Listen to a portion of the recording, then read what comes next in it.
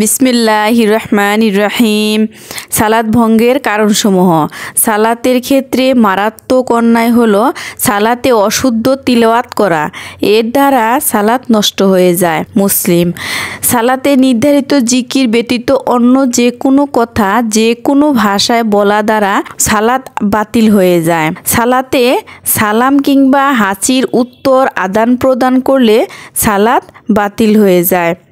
অহেতুক কাশি দেওয়ার কারণে কিংবা ব্যথা ও বেদনার কারণে আহ উহ ইত্যাদি শব্দ করে কাঁদলে সালাত নষ্ট হয়ে যায়। 3 বার সুবহানাল্লাহু বলা পরিমাণ সময় 2 হাত ছেড়ে দিয়ে এমন কোনো কাজ করা যার দ্বারা দেখে মনে হয় সে সালাতে নেই, এমন কাজকে আমলে কাসির বলে।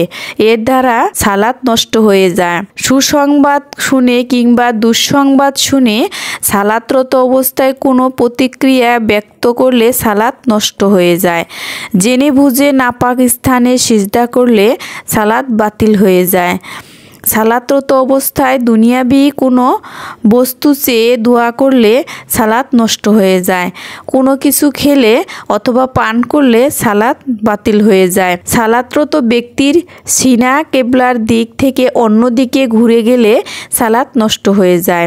মুক্তাদি কোনো রুকন আদায়ের ক্ষেত্রে ইমামের চেয়ে অগ্রগামী হলে মুক্তাদির সালাত নষ্ট হয়ে যায়। সালাতে নিজের মুক্তাদি নয় এমন লোকের দেওয়া লোকমা গ্রহণ করলে ইমামের সালাত নষ্ট হয়ে যায়।